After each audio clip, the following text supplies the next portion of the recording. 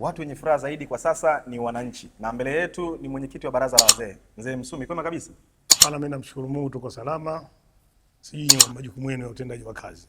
Sisi ni salama. Taarifa ambayo inatikisa vichwa vingi vya habari kwa sasa ni hili jambo kubwa kabisa la Selemani Mwalimu. Wanasema jana wao walikula naye chakula kabisa meza moja, alfajiri ya leo anatambulishwa Yanga. Hii taarifa umepokeaje mzee? Mimi naomba kidogo ili tuliweke wazi. Selemani Mwalimu si mchezaji wa Simba. Mchezaji wa Simba wote wapo. Selemani Mwalimu alikuwa mchezaji wa Wydad Casablanca. Walimpeleka Simba kwa mkopo. Lakini mwisho hatima mkopo mchezaji atarudi kwao. Wydad wenyewe walikuwa wanamsaidia kumuuza. Waliambiwa. Kwa hiyo maana wao Simba hawakukizi vigezo. Sasa wao kwanza iliweka mapesa yao iko benki. Sisi Yanga pesa iko mifukoni. Sasa Yanga wamelipa wamechukua. Lakini sasa wasianze kudanganya watu kusema kwamba Yanga kachukua mchezaji wa Simba. Walimsajili. Kinachowauma kwa sababu mchezaji wa Simba ni kama Ibrahim Dombia. Lakini ili mchezaji wa kwako kwenye klabu husika umemalizana nao. Sasa huyu ni mchezaji na maana alikuwa si wa Simba, wa Wydad. Lakini wao walimtambulisha kwenye tamasha lao na pale wakasubirisha mashabiki wakaambia tuangalie kwenye screen wakamtambulisha mchezaji. Ile unajua una kitu kimoja. Viongozi wa Simba wanacheza na fikra zao au kuwafanya wanachama wa Simba hawajitambui mbumbumbu. Na hii sio mara ya kwanza au sio mara ya pili, sio mara ya tatu. Sawa. Ikumbuke mwaka mmoja Simba kwenda mkutano mkuu wakamleta mchezaji anacheza mpira China, yule Mazoki.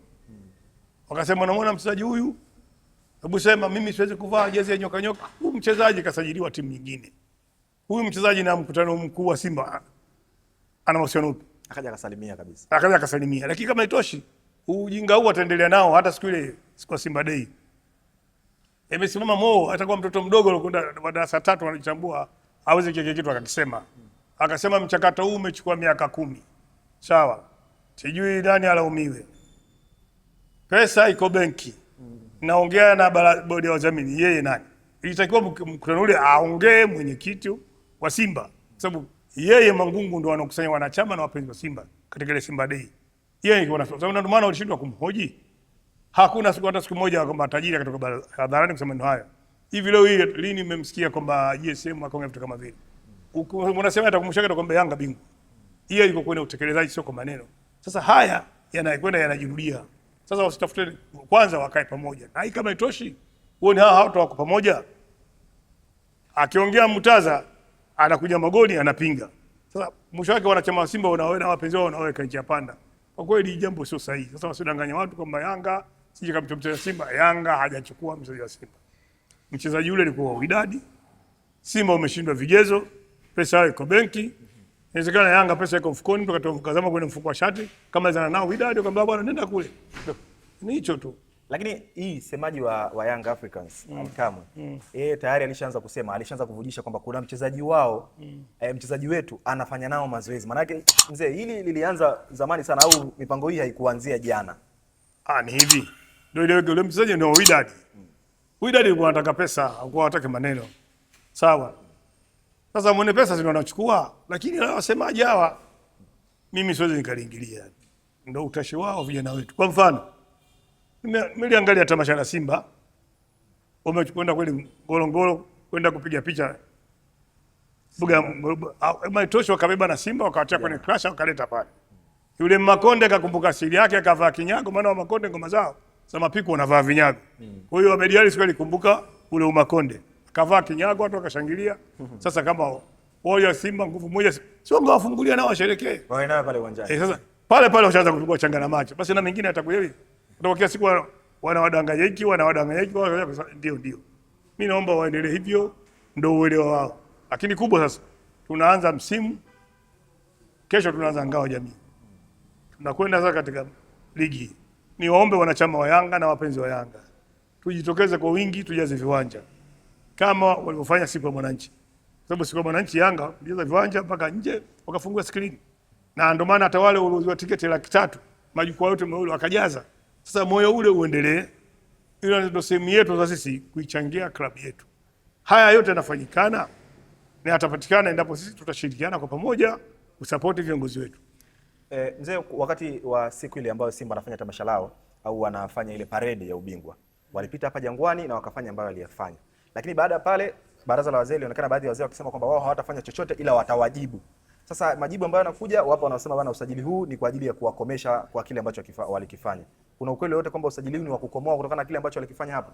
Unajua kitu kimoja, kuna kukanya, kuna njia mbili. Unaweza ukamchapa mtoto viboko au ukamsema kwa mdomo ili ajue ulifanya Simba, ili za wale wasije kunya tena dawa yake kutengeneza timu. Sababu hapa mwaka jana kwa watu tulikuwa tunawakosa kosa, sasa ndio watu wapige vipigo mfululizo, ndio wataacha tabia hizo. Kuja kwao kunya hapa sio kuchafua taswira ya Yanga tu, ni mazingira mabaya, hata taratibu za afya hazikubaliki. Na ndio maana katika miji kuna matangazo, ukitupaganda kwa mfano kina Moshi Arusha, faini tupambana nayo. Sawa, lazima binadamu tujitambue. Sasa wale kwa kuwa wanajiita Simba wakawa na mawazo kama mnyama, na kwa nini mnyama anajitambua? Sasa hii labda itawasaidia. Sasa hivi ndio viboko sasa. Kwa maana hapa ndo mnakomesha. Hivi ndio kiboko. Sasa tushangilie leo nachukua cup. Lakini haya hayakuanza sasa, labda niwakumbushe miaka ya nyuma huko. Kulikuwa na mchezaji mmoja wa Mwinda Ramadhani. Mjina alafu maajabu inside 10. Huyo alionekana kwenye Taifa Cup. Simba na Yanga wakawa wanamgombea. Aliposhuka airport upande wa Yanga alikwenda marehemu Juma Shamte, akaweka benzi pale, akafungua milango wazi. Wao kaja na kikola chao. Kaingia mchezaji kaondoka. Kuna vingi wanataka wajifunze. Waache kudanganyana. Waache janja. Hii wanawaumiza mashabiki wao. Wasiwaamanishe. Lakini hii sio. Kipindi cha nyuma chini ya Aden Lage, hivyo Mbui Twite.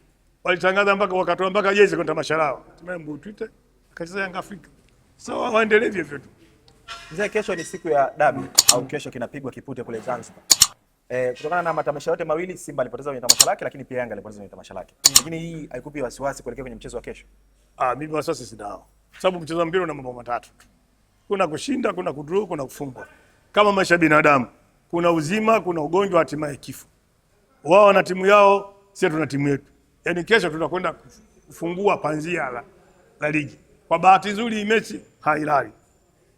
Hata kile bahatika atakayecheza vizuri ataibuka mshindi.